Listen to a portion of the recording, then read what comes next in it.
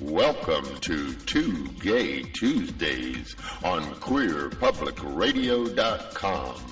On Two Gay Tuesdays, we will discuss news and events happening in our world. Much of it will be related to our lesbian, gay, bisexual, transgender, questioning, intersex, and allied communities. Our goal is to inform, enlighten, and have some fun along the way. Join Kali and Tom and occasional guests as we explore our world in hopes of making it a better place. Most of our content will show a great need for more understanding and love involving the treatment of our fellow human family members. All human family members. On with the show. Hey, everybody. Oh, my goodness. Here it is, October 16th, Tuesday, October 16th. This is our third Two Gay Tuesdays show. Yep. The time zone's going to be changing pretty soon, so we're going to be changing the time that the show starts. Yeah. And we'll talk more about that on the next show or whenever, because I think it's after the next show. So anyway, hello and welcome to Two Gay Tuesdays, and hello our friend Kali from Hawaii. Aloha, y'all. How you doing, Tom?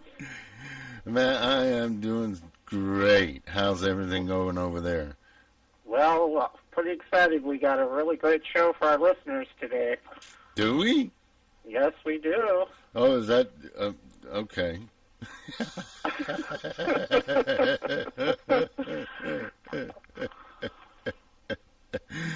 Oh, I think he's giving me a hint, like, let's get on with it. Come on, let's go. Okay. I get it. Yeah. So, the quote of the day today. When fascism comes to America, it will be wrapped in the flag and carrying the cross. Well, that's a quote by Mr. Sinclair Lewis. I like that one. That was make you think. That gives you a little food for thought there, don't it? Yep. Wow. And now time for our history segment, which can be found at queerpublicradio.com/October-gay-history/. On this day, October the 15th of 1973, the formation of the National Gay Task Force was announced in New York City. On October the 15th of 1999, Washington Times columnist Cal Thomas reported that George W. Bush told a small group of conservative Republicans he would not knowingly appoint a practicing homosexual as an ambassador or department head if elected president. On October 17th of 1977, an appeal of an obscenity conviction against Vancouver's Gay Tide is heard before the Supreme Court of Canada. It is the first time that a gay civil rights case was heard by the Supreme Court. On October 17th of 1998, Melinda Whiteway was appointed co-chair of the National Lesbian Gay Law Association, making her the first transgender person to co-chair a national gay and lesbian organization. On October 19th of 1946, Harris Glenn Milstead, better known to the world as Divine, is born in Baltimore, Maryland. The Queen of Shock starred in Pink Flamingos, Female Trouble, and a raft of other films. On October 19th of 1996, representatives of the American Psychological Association met with approximately 50 transgender activists who voiced their concerns about reforming the diagnosis of gender identity disorder. Tom? Yeah, two wonderful events on October 19th. Divine was brought into the world for us, yes. The wonderful Divine. You know, we a couple songs we play on Queer Public Radio when we have the little music sessions. We got a couple Divine songs. One I can think right off the top of my head is the Walk Like a Man. Divine song is played on Queer Public Radio quite often. Yeah. Well, they'd have to take away our gay cards if we didn't play any Divine songs. That's like a crime. But two wonderful events on October 19th, which is kind of interesting because this coming Friday is October 19th, and it's also Spirit Day. Millions of people will be showing their support for LGBT youth, and they will also be speaking out against bullying by wearing purple this coming Friday, October 19th, 2012. If you wish to participate, you might want to take a look at the webpage GLAAD has set up. It's located at glad.org. That's GLAAD with two A's, GLAAD.org/Spirit Day. Spirit Day is all one word. glad.org/Spirit Day. They got lots of different things going on there and what you can do for Spirit Day. Also, many school student GSA groups are getting involved as well. More information can be found about that if you want to get involved with that is at gsanetwork.org/spirit-day. Yep, spirit and then the minus sign or a hyphen, yeah, and then day. They got the words separated by the little minus sign there. gsanetwork.org/spirit-day. Yeah. Other people are celebrating in more elaborate ways. In Charleston, South Carolina, they're organizing a Spirit Day rally at a local park called Brittlebank Park. If you do a Google search I used the word Spirit Day 2012, you should see the link to their Facebook event page if you're interested in that. In Las Vegas, the famous Welcome to the Fabulous Las Vegas sign will be purple for Spirit Day, joining other iconic landmarks, celebrities, corporate and government entities, as well as millions of Americans in a stand against bullying to show support for LGBT youth. The Southern Poverty Law Center, you know, they're not just all about labeling hate groups. You know, that 11 years ago they started by implementing a program called the Mix It Up Day. The Mix It Up Day, organized by their group called Teaching Tolerance, which is a anti-bullying project of the Southern Poverty Law Center. The program simply assists schools with encouraging students to sit with those they don't normally hang out with during lunch. Thousands of students and millions of children have been involved with the program over the past 11 years, and 2,500 schools have signed up to participate this year. Of course, you won't be surprised to hear that a group which has been designated a hate group by the Southern Poverty Law Center has decided that the Southern Poverty Law Center is a quote-unquote fanatical pro-homosexual group, and that the Mix It Up Day is nothing more than homosexual indoctrination. The director of the program says that you can look through every page of the Mix It Up materials on diversity, and you will find only one reference to homosexuality, and that reference is the term "that's so gay," quote unquote, and it's right in there along with the term "don't be a retard," quote unquote. So the term "that's so gay" is referenced in their materials. They admit that, but that is the only mention or reference to homosexuality in all of the program's material at all. Yep, every single bit of it. So the director also states that we don't tell schools what to do on Mix It Up Day. We suggest activities. none of which have to do with sexual orientation, that we encourage schools to focus on what their own school's issues are. Of course, since the right-wing Christian group, the American Family Association, has begun protesting this whole thing as a homosexual indoctrination movement kind of thing, 200 schools have dropped out of the Mix It Up Day for this year. But during that same amount of time, another 180 signed up. So the Mix It Up campaign is going to be held on Spirit Day this coming Friday. Over 2,500 schools by now, I'm sure, because these numbers I got were a couple of days ago. Over 2,500, I'm sure, have signed up to participate. Students will sit in lunchrooms with students they normally would not sit with. The purpose is to promote tolerance and diversity.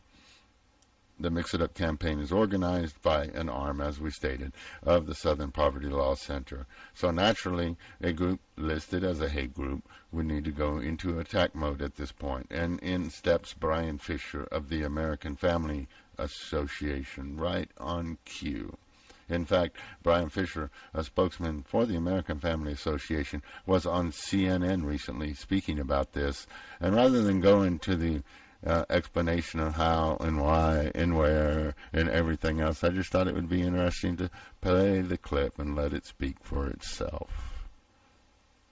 Mix It Up at Lunch Day is an anti-bullying project that began 11 years ago. More than 2,500 schools across the country now participate in the program, with October 30th, a day usually set aside for it. But the American Family Association wants parents to keep their children home that day, saying the program promotes a gay lifestyle. Brian Fisher is the director of issue analysis for the American Family Association. He joins us by phone. Welcome. Thank you, Carol. Good to be with you. Mix It Up at Lunch appears to be a lesson in intolerance. As a religious leader, what's wrong with that?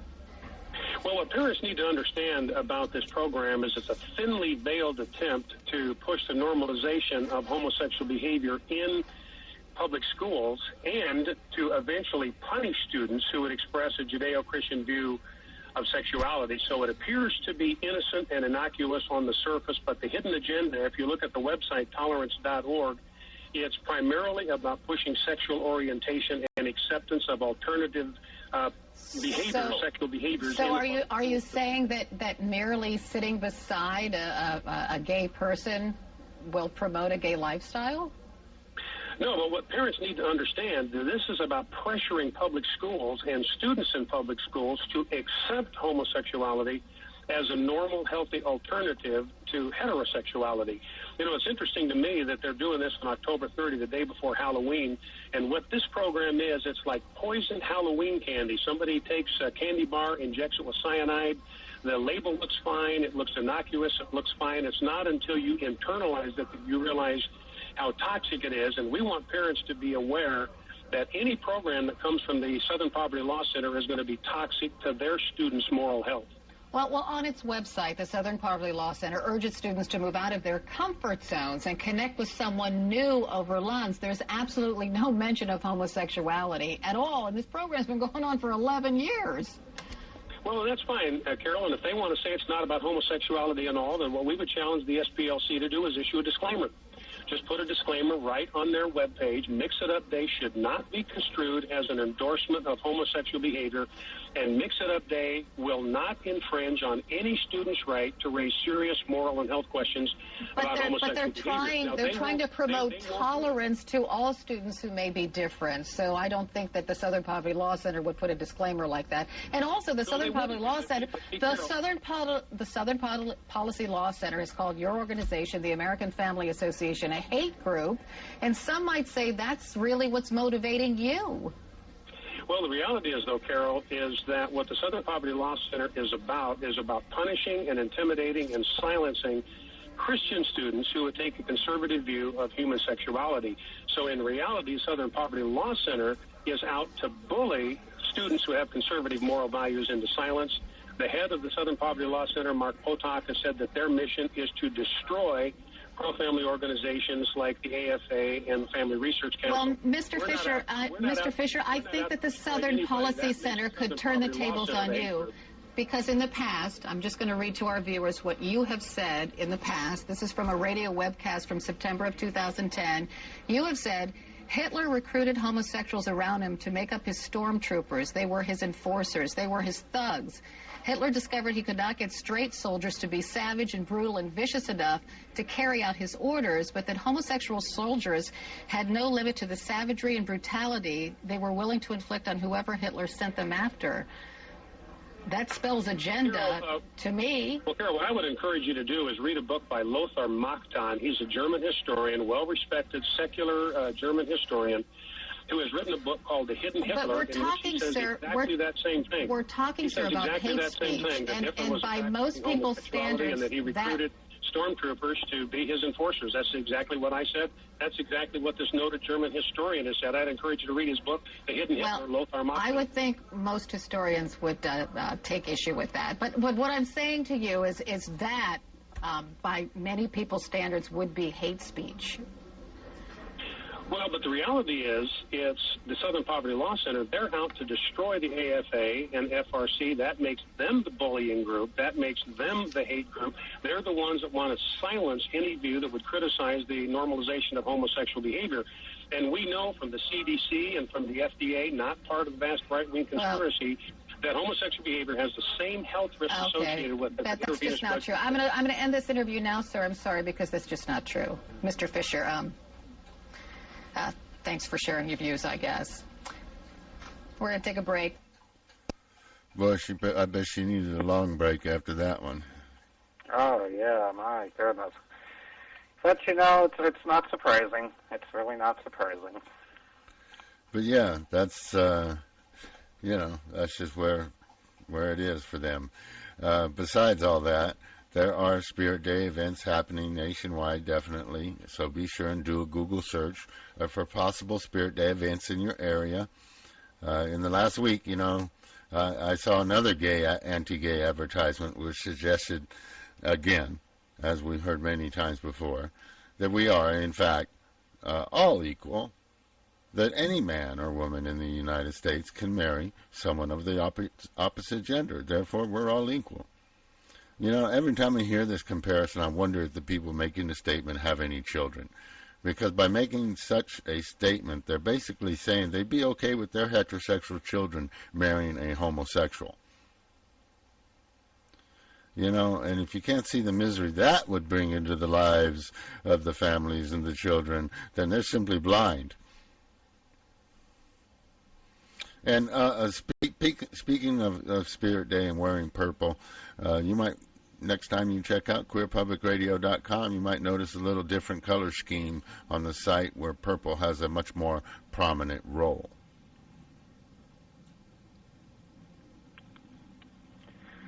As we've already mentioned, October is LGBT History Month, and the website lgbthistorymonth.com is celebrating it, as usual, by recognizing a different LGBT icon daily. Some of the more recognizable names on the list so far are Truman Capote, Chris Colfer from Glee, Kate Clinton, Marlena Dietrich, Jodie Foster, and many more.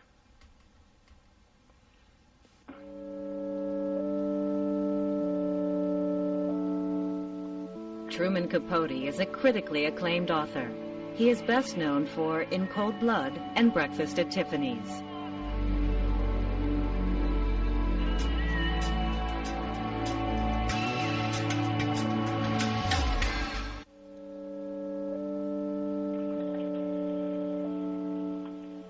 Chris Colfer is an award-winning actor and singer whose career was launched playing Kurt on Glee.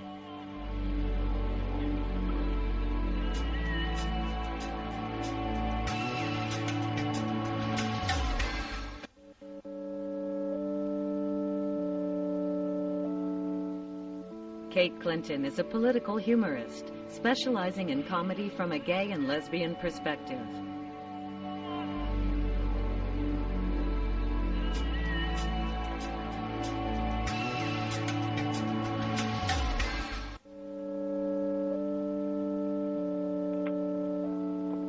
Marlene Dietrich was a movie star and cabaret singer during Hollywood's golden age. She was one of the highest-paid actresses of her era.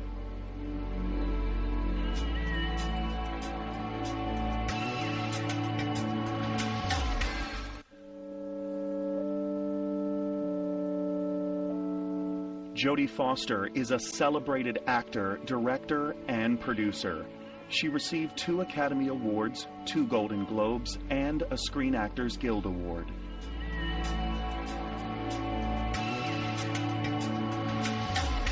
For information about the 31 lesbian, gay, bisexual, and transgender icons, visit LGBTHistoryMonth.com. Don't forget, the folks at LGBTHistoryMonth.com celebrate a different LGBT icon every day this month. So check it out daily. Onward to the thought for the day. Oh, yes.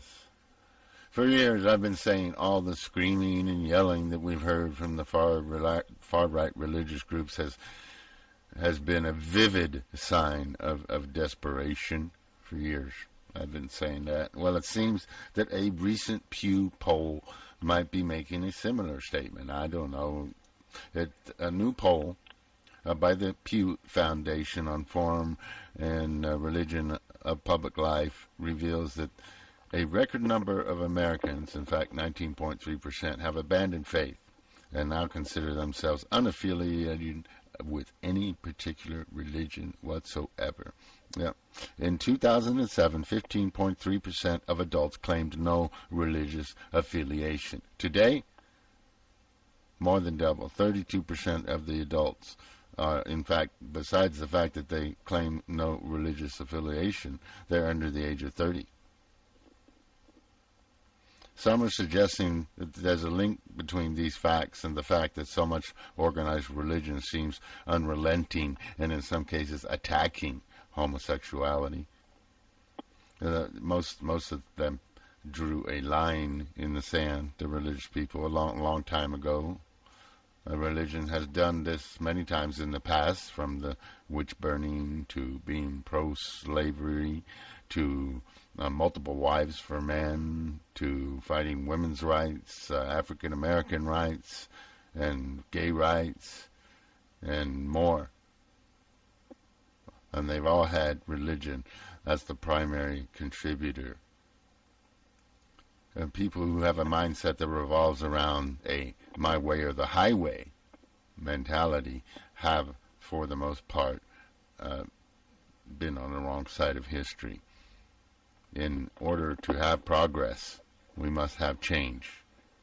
And more so, we must right the wrongs.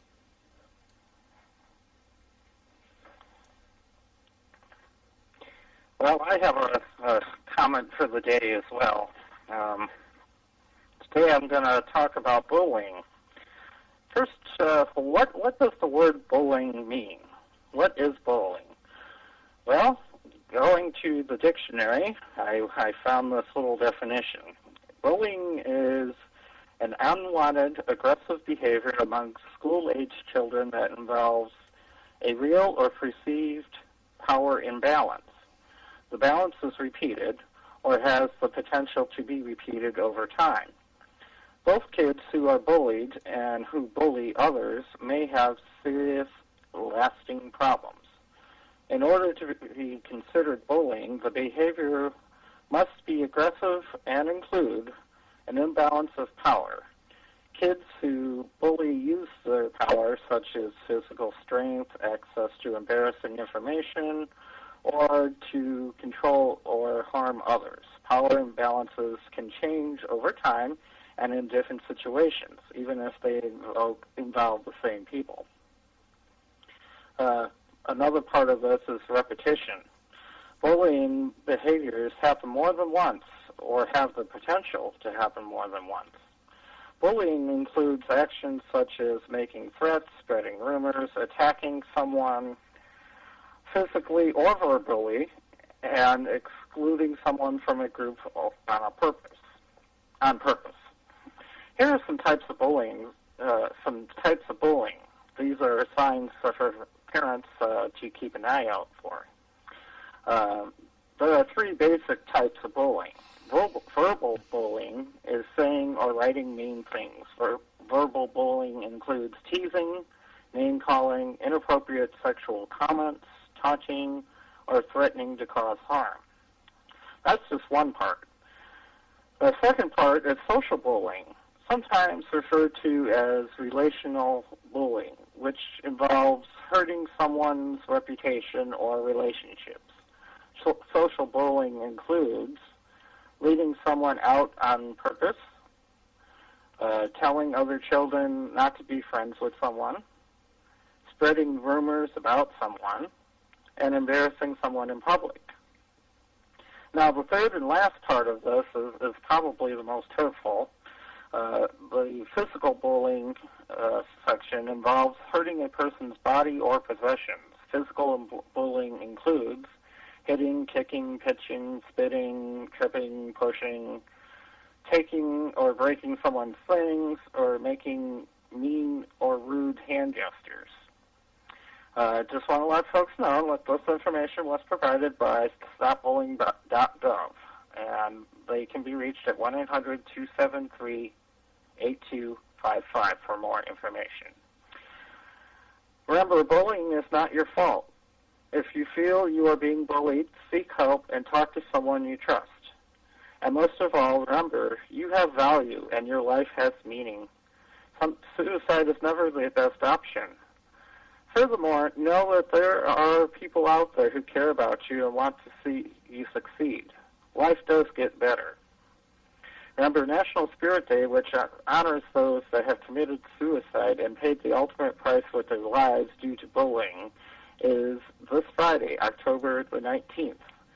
I highly encourage everyone within our listening voices to wear purple on this Friday and take a stand against bullying. For more information, or if you need help, contact the Trevor Project Lifeline at 1-866-488-7386. That's 1-866-488-7386.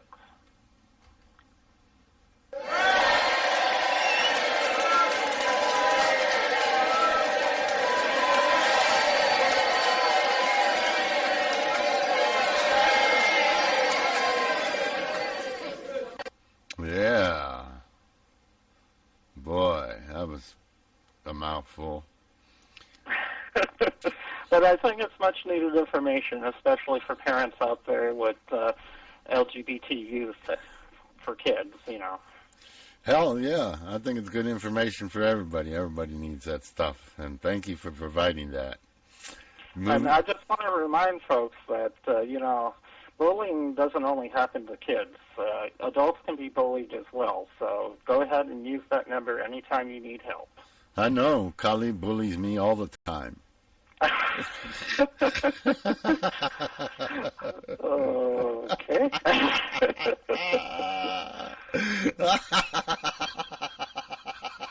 Gee, Tom, I think it's time that we moved on to the non-gay news. See what I mean? Non-gay news! Yeah!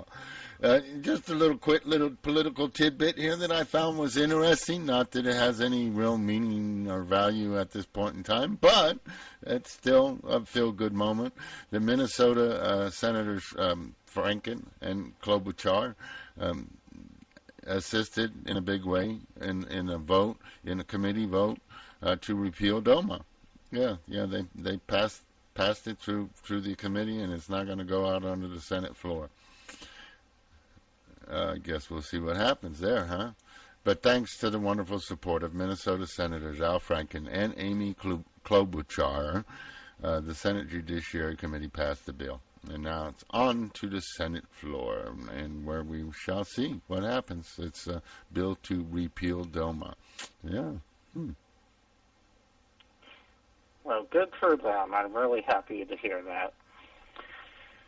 In other news, in the United States, and this is a little piece that I found on the internet from a young lady who is a sophomore in high school by the name of Caitlin O'Connor.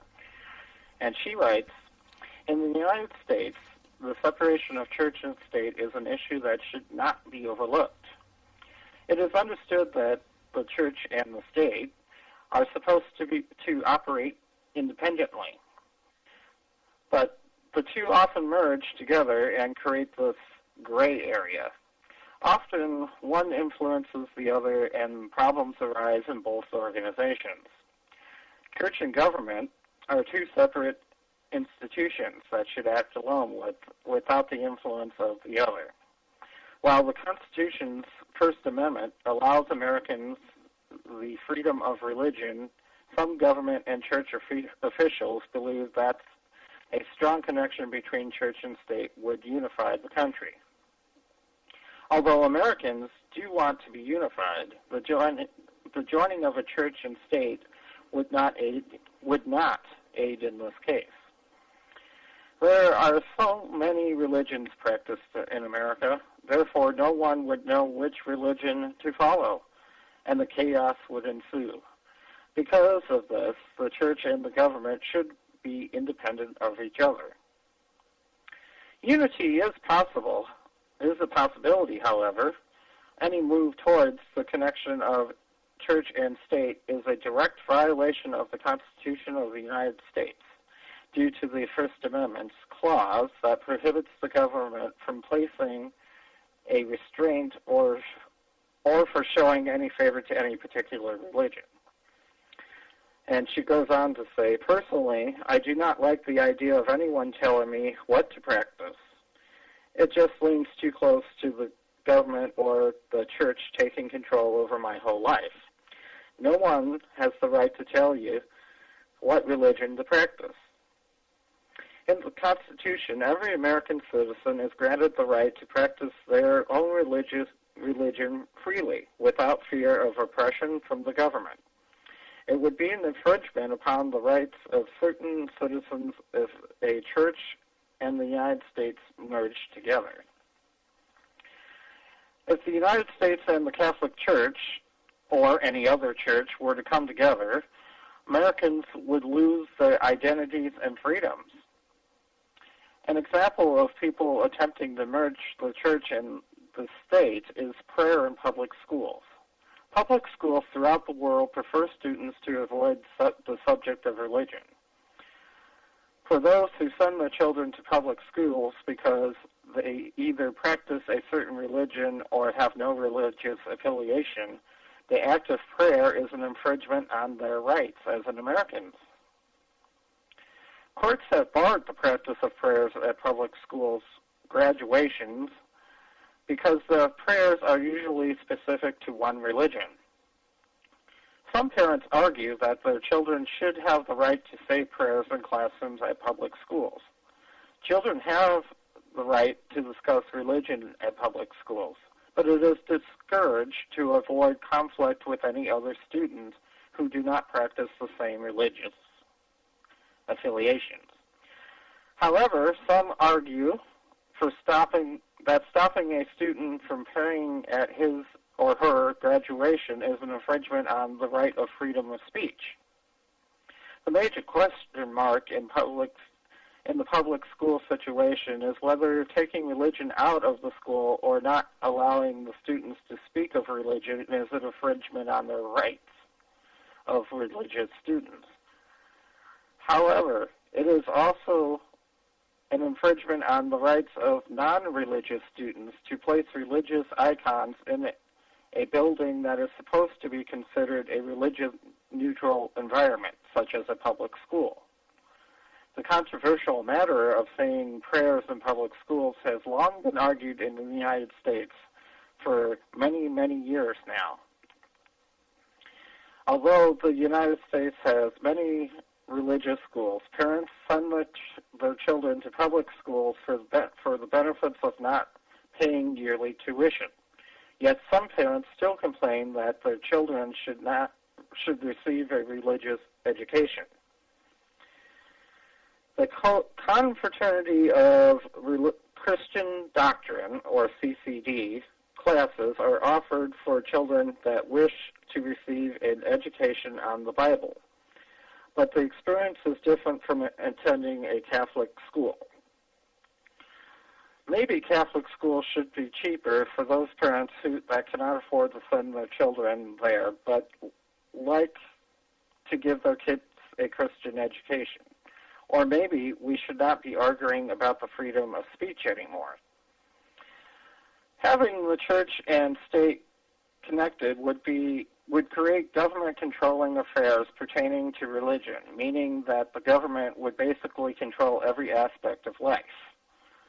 The government has no right, accordingly to the Constitution of the United States, to favor or prohibit any religion in the United States.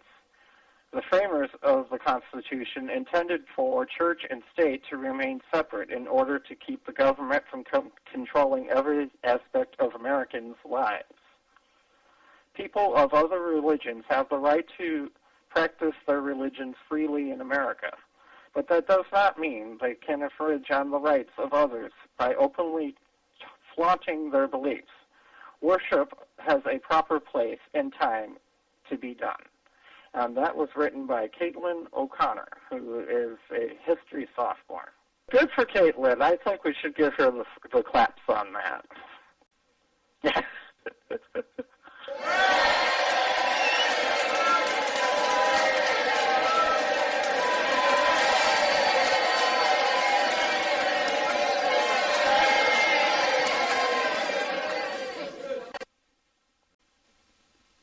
There's a memory seared into my brain when I was 5 years old. It was the spring of 1942 when soldiers came marching up our driveway, stomped up the front porch and banged on the door and ordered my family out of our home. We were imprisoned behind barbed wire fences for 4 years for the duration of the war, simply because we happened to look like the people that bombed Pearl Harbor. We were American citizens, yet because of who we were, what we looked like, we were in prison without due process. It's been 7 decades now. We had made undreamed of advances. President Obama has had 3 Asian Americans on the cabinet: Stephen Chu, General Eric Shinseki, and Gary Locke. We now have legislators in the U.S. Congress. But we have, as an Asian American community, low voter registration. We've got to be actively involved in the electoral process. And if you really appreciate the price that has been paid for that right, you should be in there participating, protecting our interests, and in so doing, making our democracy a truer democracy. We have a unique opportunity to support a president who is a part of us. He grew up in Hawaii, the aloha spirit. His sister's half Asian. He understands and loves the Asian American community. President Obama's record of helping to advance opportunities for Asian Americans has been remarkable. We support President Obama for re-election because of that fantastic record. I can't urge you strongly enough to register, to vote, to raise funds, to volunteer your time and energy. Talk to your friends, talk to your relatives. It's very important for all of us. For more information on how to get involved, go to barackobama.com/AAPI.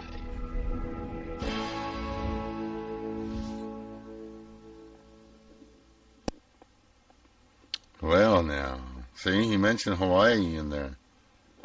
Yes, he did. Mahalo, George.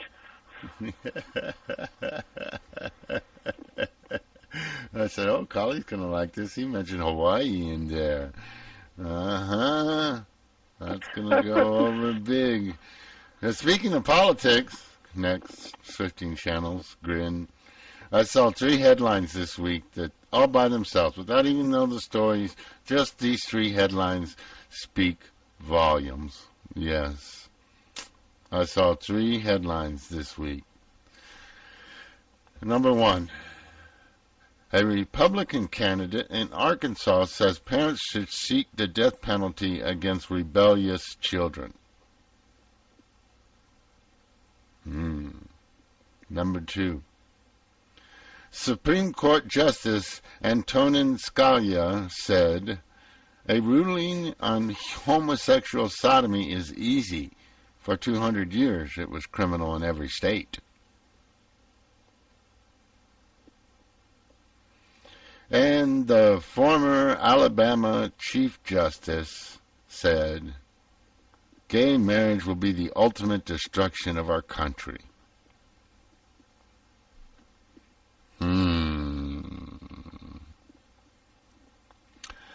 I just don't think that's very nice things. I don't think the people in the crowd are happy about that at all. See, I told you. I have to caution people. These are our future leaders, folks. So keep that in mind when you're voting. Well, you know, it's almost halftime here, and we're fixing to shift into the gay news. Yeah. Well, our first piece in the gay news section. Earlier this month, New York City Mayor Michael Bloomberg dipped into his vast billions and donated $250,000 to Maryland's marriage equality supporters. While New Yorkers are free to marry whomever they choose, in Maryland, the battle is on the ballot this November, as it is in 3 other states. Could set precedents by legalizing same-sex marriage through a popular vote. Bloomberg's contribution marks the largest individual donation to Maryland's gay marriage supporters have received to date. And I think that's an awesome thing for one. He has a quote here. The quote, "The fact that someone of Mayor Bloomberg's national stature would and recognition would care about our referendum campaign for civil marriage equality, I think tells people all over the country that this is a serious and real campaign." And that was from Maryland Governor Martin O'Malley. And you can find that article in the New York Times. Bloomberg attended Maryland's Johns Hopkins University and had previously dug into his very deep pockets to help pass gay marriage legislation in New York in the last year. He goes on to say, and I quote, "I do not believe that government has any business telling one class of couples that they cannot marry," Michael Bloomberg said in a statement. "The next great barrier for full equality under the law is marriage equality. There is no doubt in my mind that this barrier will fall, just as so many others have." Wow. Woo!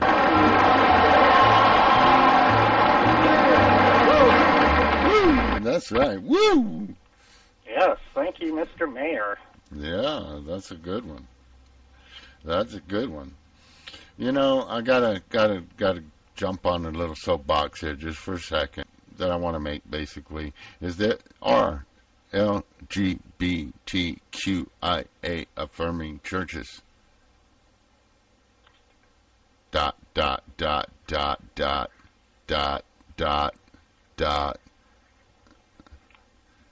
Heck, you know, recently up in Washington State, a group of former Catholic priests came together to support gay marriage in Washington State. 63, in fact, former Catholic priests said that they took their stand to counterbalance efforts of the Roman Catholic Church's leadership to defeat the Washington ballot initiative.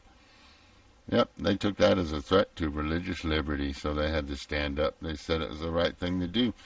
So I just want to say that I fully support such religious groups and all the other religious groups who are loving, welcoming, and accepting. So there. Well, I too fully support all churches that are loving, welcoming, accepting, and affirming. I believe that we all must stick together as one. Yeah. And now for a little bit of sad news. On October the 12th of 1998, Matthew Shepard, a University of Wyoming political science and foreign relations student, died after being brutally assaulted. The openly gay student had been tied to a split-rail fence after being pistol-whipped by two men who left him there to die. The 21-year-old was found about 18 hours later by a bicyclist who thought he was a scarecrow, according to the Matthew Shepard Foundation webpage. Aaron McKinney was convicted of murder, kidnapping, and robbery, while Russell Henderson was convicted of murder and kidnapping. Both men are serving life sentences. Shepard's death became a watershed moment for gay rights and the anti-bullying movement. Here are some other initiatives that were triggered by his murder. 1. His parents created the Matthew Shepard Foundation, which advocates for gay and transgender youth, including the operation of a website for LGBT issues called Matthew's Place. His mother, Judy, became a full-time gay rights advocate and gives speeches across the United States. She also wrote a book about her son's death, and that is called The Meaning of Matthew. Number 2, universities and foundations across the United States funded scholarships in his name, including one from the I. Channer Foundation for students in Iowa and a scholarship at Weber State University in Utah. Number 3, a New York City company, the Tectonic Theater Project, created a play entitled The Laramie Project, which looked at how the Wyoming town of Laramie, where Shepard was a student, grappled with this horrific murder. The play opened in the year 2000 off-Broadway. It later became an HBO film. A second play, The Laramie Project Epilogue, was written in 2008 and premiered on October the 12th of 2009. Next up, a made-for-TV movie was aired in 2002, bringing national attention to the murder and the whole issue of gay hate crimes and bullying. Countless songs, poems, stories, and reflections were written by friends and strangers alike in tribute to Matthew over the years. And finally, the Matthew Shepard and James Byrd Jr. Hate Crimes Prevention Act was passed in the United States in 2010. The federal law makes it a specific crime to willfully cause bodily harm when such a crime is committed because of the actual or perceived religion, national origin, gender, sexual orientation, gender identity, or disability of any person. All right. Yeah, I wish I'd kind of used that federal law a little more often myself. I agree with you 100%.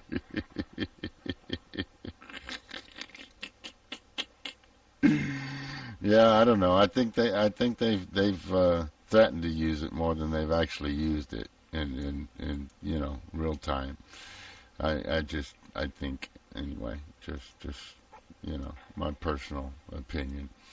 A 2012 buyer's guide has been released, and it lists companies that have non-discrimination protections and policies in place for their LGBTQIA employees.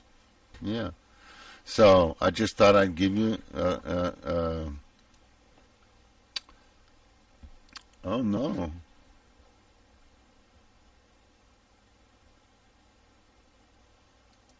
Oh goodness gracious, it's saying it's not a good website now.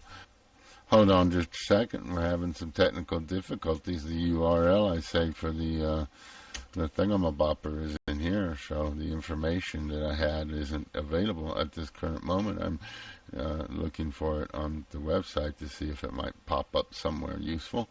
Tom, I'm actually looking at a Pink Dollars website right now. And it Are you?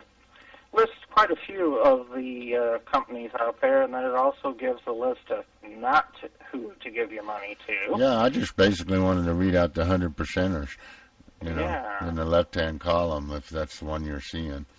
Yeah. Well, Barnes & Noble is one. Best Buy. They say to spend your money there. eBay. Staples. The folks who operate the Gap stores, the Banana Republic. Levi Strauss is another one. Of course, Nike. Nordstrom's is another big one there. I'm going to include Macy's. They are a 90%er, but I'm going to include them anyway. Let's see, who else? For oil and gas, they say Chevron is a big one. Yeah, oh yeah. I got it up now. I got to put a couple. Starbucks, we got to throw Starbucks in there at 90%. Yes, we do. The Walt Disney Company, which also operates ESPN, ABC, and the Marvel companies. They're a good one. Time Warner Cable. For CNN, HBO, Warner Brothers, those companies. For travel and leisure, I think this is a pretty big one amongst the LGBTQIA community. American Airlines, good place to spend your money.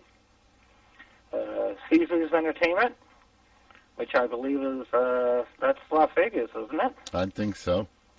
Yep. And, of course, the Hyatt. The Tipton Hotel and Restaurant Group. And I see Orbitz is another one that's listed there. Yeah. And of course, technology. We can't get through our lives now. We're such a technologically connected world. Here are some of the top technology companies to spend your money at. Apple, which operates iPods, iPhones, iTunes, iPads, whatevers. They're a good one. AT&T Uverse is listed there. And we also have Dell, Google, Microsoft, and Yahoo are 100% good for our money. So when you're out there shopping and spending your money, keep these names in mind. Yeah, now we're talking, huh? I think that's a good one to remember. Yeah, I do too. Good stuff There's to know. also a list on the other side of this webpage, folks. We'll let you take a look at some of them. We don't want you to spend your money at. Low scores on the 2012 Buyer's Guide. Just do a search on Google for the 2012 Buyer's Guide, and you'll be able to find that information, I'm pretty sure. So let's see, Kali's got a story for us here. What's this about a socialist government? Oh, yes. The social government, Francis Holland, I probably messed up on that name. I think it's Francois. Francois? Okay, I'm not French, I'm sorry. Will unveil its gay marriage bill to the French cabinet on Halloween, October the 31st.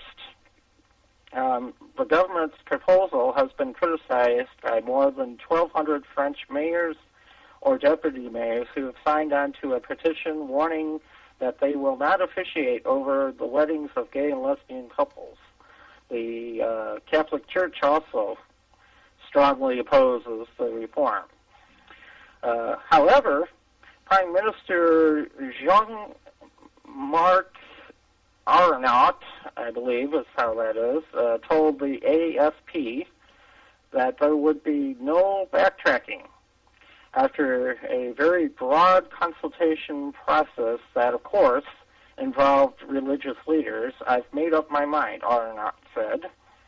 This is about ensuring fairness and equality that reflects the evolution of our society. And, of course, last month, Pope Benedict called on Catholics in France to defend marriage. The family is threatened by a conception of human nature that is proven to be defective, Benedict told a group of French bishops while visiting Castel Gandolfo. I'm probably messing up quite a bit on this story. I do apologize. The Pope's summer residence, which is located on the outskirts of Rome. And I quote, "Marriage and the family are institutions that must be promoted and defended from every possible misrepresentation of their true nature, since whatever is harmful to them will in fact be injurious to society itself," close quote. Plans to make France the 12th country in this great world we live in to legalize gay nuptials were set in motion in June, when socialists won control of both houses of parliament just weeks after Hollande, who campaigned on the issue, was elected to lead the nation. Hollande has promised the first ceremonies will be held mid-2013. Yabba-dabba-doo! Yeah, baby. Yeah. Oh, my goodness. I got a few tidbits here for you from the international news area. Over in Australia, we'll start with Adelaide, Australia, to be more precise.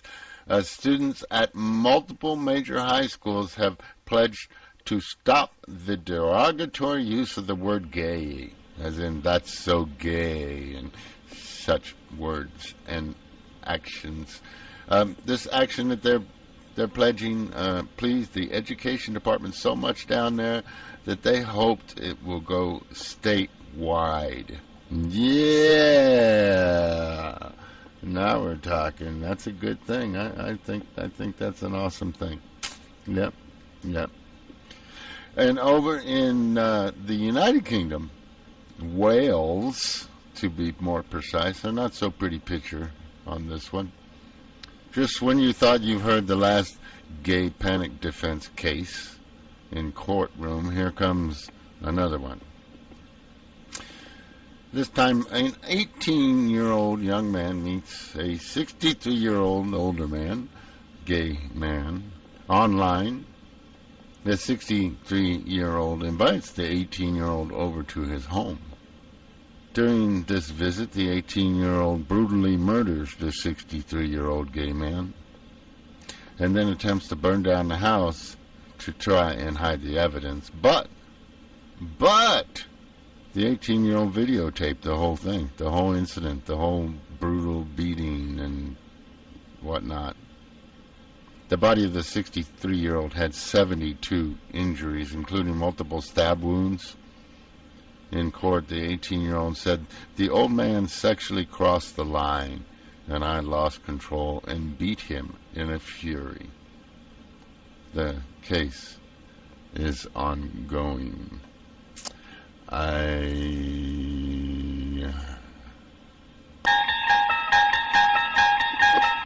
That's all I can think of about that one. Well, over in New Delhi, some little bit of a happy news in the national market here out of New Delhi, India. 3 multinational companies, IBM, Goldman Sachs, and Google, and a unnamed non-profit organization have embarked on a mission to convince corporate India of the business case for addressing the needs of lesbian, gay, bisexual, and transgender employees. The program, titled Creating Inclusive Workplaces for LGBT Employees in India, highlights the business case for addressing the needs of LGBT employees and provides the cultural and legal context for LGBT issues in India as a practical resource it also provides a set of recommendations on which companies can do to create inclusive workplaces for LGBT employees, and includes a number of examples of good practice. Leading companies, both large local ones and Western multinationals operating in India, are beginning to recognize the business benefits too. The direct link that diverse teams and inclusive work environments can have on productivity and performance. Well, that's a pretty good one for India. I'm glad to hear that sort of stuff is being talked about there. Yeah, right. I was pretty impressed. And on our next topic, before y'all roll your eyes, because I'm sure you're tired of hearing this woman's name, but Michelle Bachmann's openly gay stepsister, Helen Lefebvre, spoke out this week. And she talked about the Republican Congresswoman's very, very sad legacy, and I put that in quotes. In a rare interview, Lefebvre describes to the New York Times' Frank Bruni how she and her partner of nearly 25 years, Nia, have been hurt by Bachmann's Jekyll and Hyde attitudes. On the one hand, Bachmann is always respectful of Lefebvre and Nina's love, but then turns around and calls homosexuality a personal enslavement, close quote. Lefebvre couldn't believe it when, about a decade ago, Michelle began to use her position as a state senator in the state of Minnesota to call out gays and lesbians as sick and evil, and to push for an amendment to the Minnesota state constitution that would prohibit same-sex marriage. Precisely the kind of amendment that Minnesotans will vote on this election day. It felt so divorced from having known me, from having known someone who is gay, said Helen, a soft-spoken woman with a gentle air. I was just stunned. The two women never hid their relationships from their families, Nia said, though they also didn't force long-winded discussions about homosexuality. Their philosophy, she said, was simply to put it out there, show them who we are, and love them, where they're at, and everything will fall into place. Their goal was one of killing them with kindness. They thought that was happening. At get-togethers, Nia received hugs from Michelle, who traded an I love you with Helen, as the two always had. Lefebvre, a Democrat who voted for President Obama in 2008, also describes how in 2003 she wrote a letter asking Bachmann to back off her homophobic platform. You've taken an aim at me. You've taken an aim at my family, she wrote. Bachmann never responded to the letter, either in ink or in person. Not surprising. The divide is simply ignored, she says, while Helen hopes to marry Nia in Minnesota someday. She doesn't think inviting Michelle would be a very good fit. Now, I would tend to think not.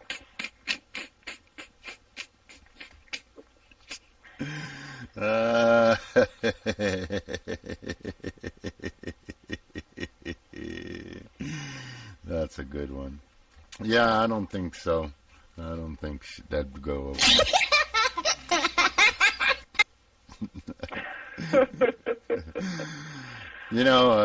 You heard me in the past talk a couple of times about St. Petersburg, Russia, because they're like, and this is spreading over there, other municipalities over in Russia are starting to think about this new quote-unquote no gay propaganda law, that they're passing over there. It's the one that Madonna dared to defy when she was over there in concert recently, and we've talked a couple times about it. So anyway, St. Petersburg is the center of it because they were the first. So just to let you know the far-reaching effects of this law, because some people, might be rolling their eyes and thinking, oh, whatever, who cares, whatever, it's St. Petersburg, Russia. Well, don't forget what affects one of us affects all of us.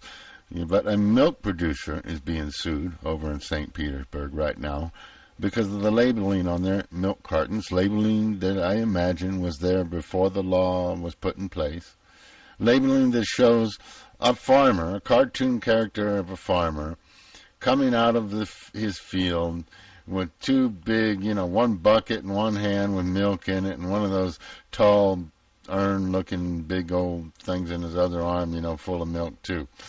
And behind him there's a milk cow, and behind that there's a field, and for the skyline over the field there's a rainbow. Supposed to give you happy, here comes the milkman from the pristine field with the pristine cow and the pristine air and the pristine everything and wonderful good milk. Well, anti-gay groups in St. Petersburg state that the rainbow is a world-renowned symbol of the gay movement, and therefore it promotes homosexuality, and therefore it violates the new law for it to be on that milk carton.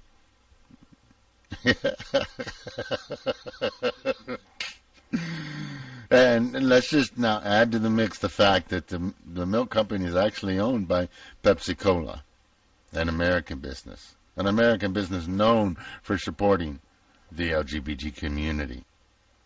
And I guess in St. Petersburg, that's proof for the pudding right there, boy. It's going by Pepsi, and they've given money to the gays, and in their mind, that in some way adds some validity to their case.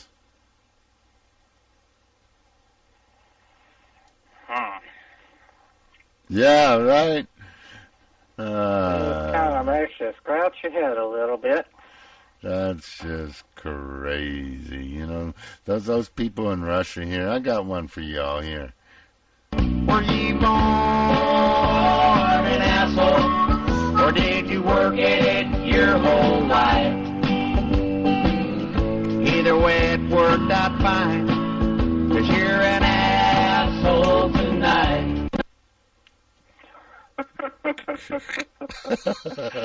I would tend to agree with that little country rendition there. Well, Tom, we got another one from the Bizarre Files coming up here. Our police system at work. On the streets of Washington, D.C., a group of 5 women were walking together in July of 2011.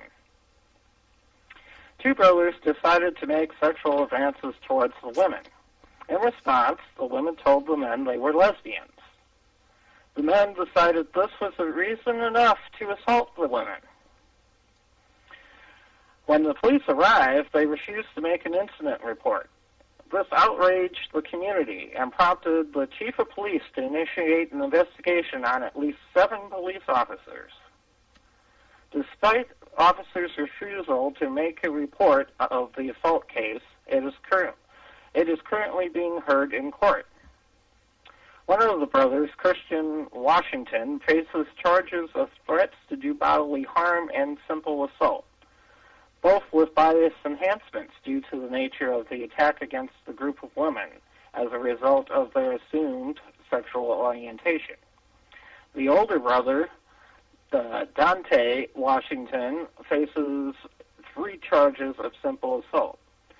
Just 2 obvious observations, no police report, and our right to a speedy trial. Speedy trial, 13 months later. Yeah, that's those lawyers are just too busy. But yet it's okay to make constitutional amendments across this nation against gay marriage. Ain't that the truth? Ain't that the truth? Boy, we only got 1 article left. Oh, my goodness, looky there. My goodness, I hope that some of you out there are enjoying our little program and want to get involved. I'll repeat the numbers for you. To give us a call is 1-301-TALK-GAY. That's 301-TALK-GAY. And if you would like to send us a text message, that number is 9097-GAY-GAY. That's 9097-GAY-GAY. Of course, we are on Skype, for those of you who like to use Skype, which is probably a lot of our international listeners. Our Skype username is Gay Talk Radio, and that's all one word, Gay Talk Radio. Of course, Tom and I are both in the live chat room on queerpublicradio.com, so please come in and share your thoughts with us there. Or if you prefer, you can email us directly. Tom can be reached at tom@queerpublicradio.com.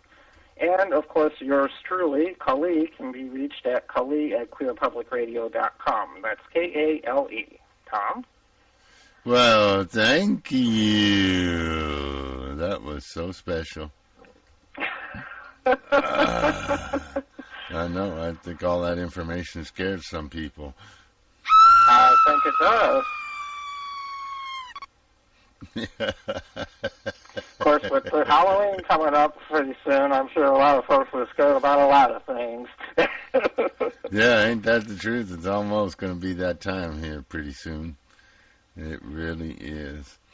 Well, let me go into our last piece here, so at least we can kind of like wrap it up on a good note here. Goodness gracious, because I don't know if anyone's going to call, folks. Again, the number is 301-TALK-GAY. If you've got something you want to say, now's the time to call. Or if you want to send us a text message, you can do that. You can send a text message to 9097-GAY-GAY. 9097-GAY-GAY. Yeah, you can send a text message. You can message me through Skype if you want. Skype name is Gay Talk Radio, all one word. Or you can even call us through Skype if you want. Yeah, and be live on the air with us. Or the 301-TALK-GAY if you want to call on your phone. That's where we're at. We're here. We're listening. We're just waiting with bated breath to hear what you got to say. And folks, I just want to remind you, we are a GLBTQI friendly community. We'd appreciate it if you kept your comments towards that end. Remember, those of you haters out there, we have your IP numbers, and we're not afraid to broadcast them over the air. So think about that before you make some negative comments. Goodness gracious, look at him. Whoa, putting it all out there. Let him have it, boy. Well, you got to sometimes.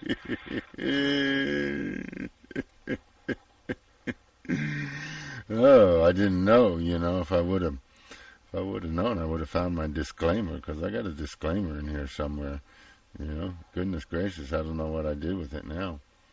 That's where it is when you go to look for something, you can't never find it, because I got too many things. Yeah. Too many toys over there, Tom. Too many buttons, so that's what happens when you got too many buttons. You don't know which one is the one you're looking for.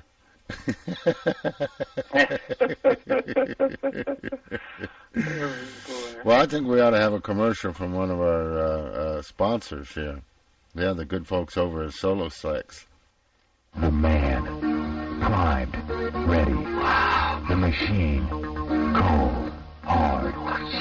Solo Sex, the revolutionary one-man workout unit. So compact you can hold it in one hand. Dynamic tension with variable resistance. Self-lubricating sturdy rubbery strings for years of use. Solo Sex. One man, one machine, 1 minute. Optional butterfly attachment sold separately. Solo Sex. You gotta hand it to us. It works. And I highly recommend that butterfly attachment. Well,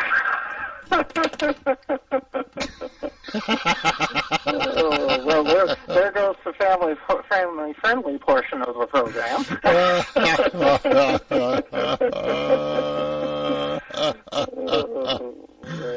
Oh, I just couldn't resist. I am so sorry. That just snuck out on me there.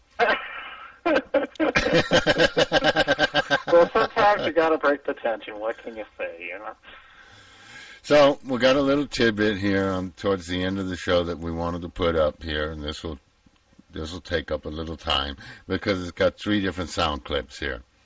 Because as you well know, that last was it when was it? The 11th? Last Thursday. Last Thursday, yeah.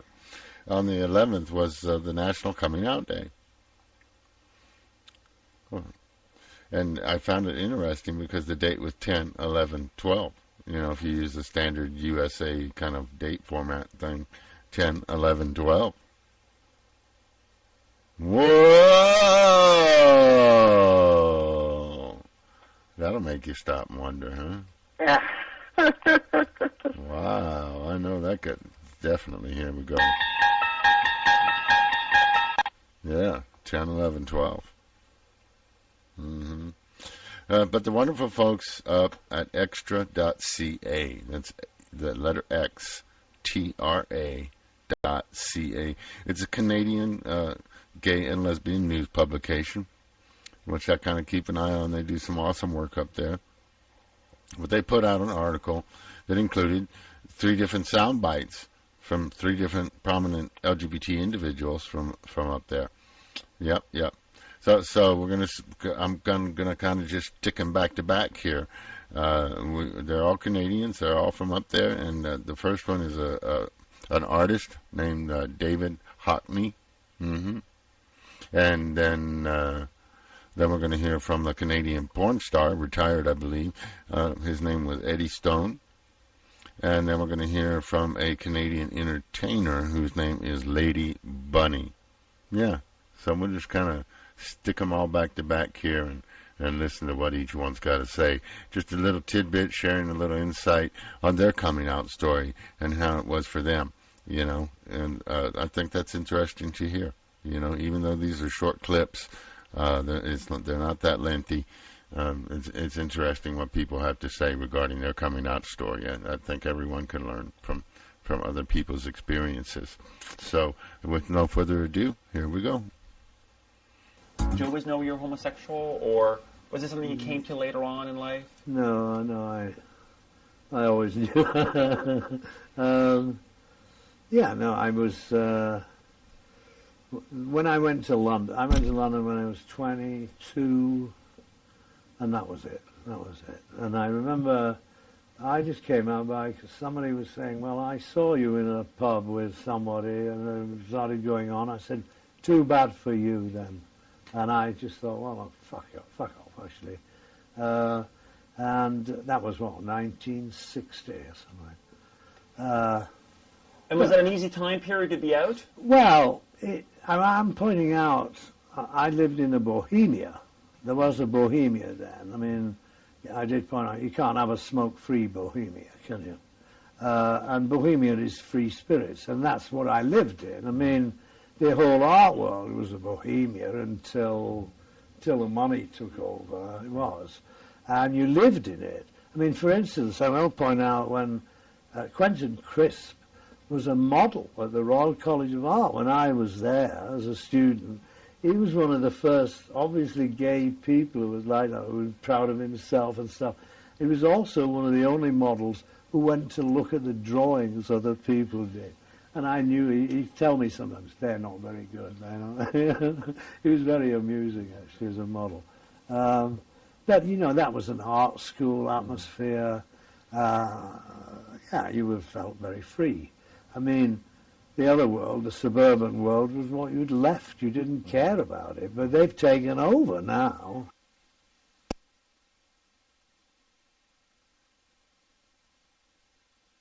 When did you come out? How did you come out? Did you know you were always gay? Yeah. I've known for a long time. I remember being in grade 3 and looking at my teacher and thinking, he's hot, you know. So I never had a problem with being gay. I had a problem with masturbating, though. I thought that was wrong for some reason. Yeah. I didn't know everyone was doing it. So I was kind of like, are you supposed to be doing this? Weird, right? But gay, no problem. I didn't come out till I knew people would be more accepting of it. So in high school, back in my day, people weren't out in high school. So I kept it to myself, you know. But luckily, I was also curious. So I had a girlfriend. and we did things and everything. So, and I was up for that because I wanted to just be sexual and I just wanted to experiment and stuff like that. So, I didn't feel like I was holding back very much. Although there's some guys in high school that I would have liked to hit, bang. But yeah, it wasn't until I was 19. So I was done high school and I was living with my mom, and there was a computer in my room, and I was surfing the net and looking at guys and whatever. And I didn't know that the computer tracks all the websites that you've been on or whatever. And then her boyfriend at the time, found the history of what I had been looking at, I guess, is how they found out. And then so she just asked me one day, and I thought, oh my God, this is perfect. All I have to say is yes. She said, are you gay? All I have to say now is yes, right? If I don't say yes now, I'm going to have to come out with it later, and have a big explanation about it later. So all I had to say was yes. So it was great. And what was their reaction? She loves me so much that I know she didn't understand what that meant, what being gay meant, or how it works, certainly. But nobody was going to talk shit about me in the family. Like, she told everybody. And I'm sure the message was, he's gay, and don't you say a fucking word to him about anything, or do not cross him because you'll have to deal with me, type of thing. So she was like a protective mother bird who didn't quite understand it, but was not going to lose me or have me, taken down by anybody in the family or anything like that. So, did you feel liberated having come out to your mom? I mean, because obviously Sure. Once you told her, I'm guessing everybody else was a piece of cake. Yeah, well, I had nobody else to tell. Like, she literally told the entire family. My dad knew suddenly. Everybody knew. My brother knew. Everybody knew. So I was really lucky. Like, what a great story, right? Like, I did not have to go individually to each person and tell them and have to deal with their individual reactions. It was really just my mom asking and me saying yes. What about your friends or your girlfriend at the time? Oh, well, friends from high school, I mean, that's easy. I mean, the ones that don't have a problem, and none of them did, because, although nobody was really out in high school in my day, people were more open-minded. I mean, Will and Grace was on TV. I mean, like, do you know what I mean? But things like that help, right? So they didn't have a problem with gay people. I just didn't want to put myself in that position of, having the bigots and the bullies take shots at me, right?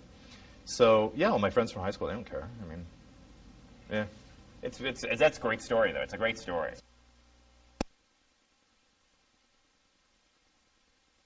So we always ask our celebrity friends about their coming out story, because there's like snowflakes. Everyone has one. So what's your coming out story? I honestly was never in.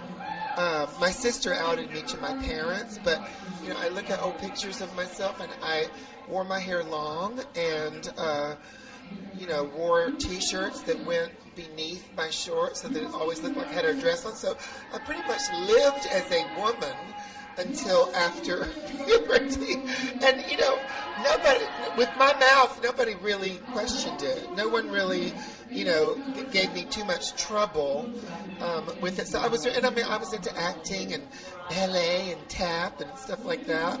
As hard as that might be for you to imagine now, that I was never into anything that involved exercise. But I was never in the closet. I think I got away with it because people thought that that I was a sissy that wasn't interested in sports, but they never thought that I actually was sucking cock, because they thought that a gay was like a real pervert who was like drooling and obviously like a sicko, and I didn't become that till much later. You were just a regular pervert. Well, wasn't that special? Yeah. And if you would like to hear more coming out stories, there is a wonderful organization that was formed by a fellow colleague of ours, Dan Savage, has put together a project called itgetsbetter.org. And at that website, you'll be able to see all kinds of coming out stories and it's an okay to be gay kind of stories. So check it out. That's www.itgetsbetter.org. And what was that flyer you sent? Some event coming up over there in Hawaii that's happening soon? Yeah, with Maui AIDS Foundation, 242-4900 is having a Halloween festivities on October the 26th at Three's Bar and Grill here in Kihei, Maui. And come one, come all, $10 in advance, $15 at the door. All right. Well, that's cool. You know, they always got a party going on over there. Well, you know, that's life in Hawaii. You know, we have parades here for everything under the sun, so. And over there, that's a lot of things because there's a lot of sun. Okay.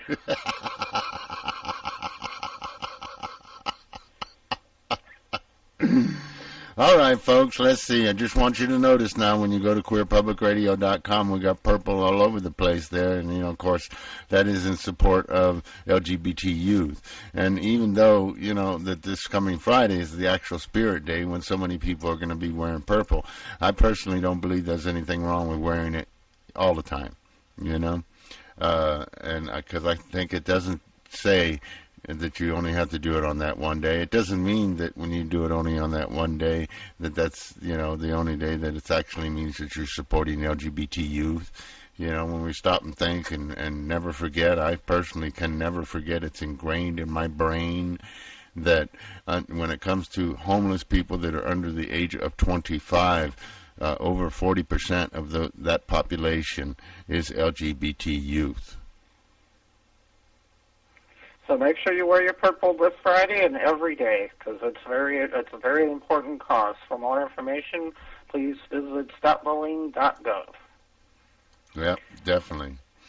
And on that note, I want to say mahalo to each and every one of you out there in our listening world for taking some time for spending some time with us here on queerpublicradio.com. And remember, we are each part of one human family. That means all of us. We are all brothers and sisters. So love, love, love one another. Aloha. Thank you, Colleen, for spending some time again. Thank you for giving of your time and tell Waikele we said hello. And folks, be sure and check out their website, Waikele-Hawaii. That's WEKELI-Hawaii, HAWAII, Waikele-Hawaii.com. Check out some of the awesome artistic kind of jewelry stuff that they do. Each one handmade, unique, and wonderful. Yep. So, hello. Yes, of course, and to you both over there. And all my best to everyone out there listening. And I love you, and you, and you. Oh, and you too. And don't forget him. I love her, and him, and her, and him, and him, and her. I love you all. Adios. Have a nice trip. Bon voyage. Farewell to thee.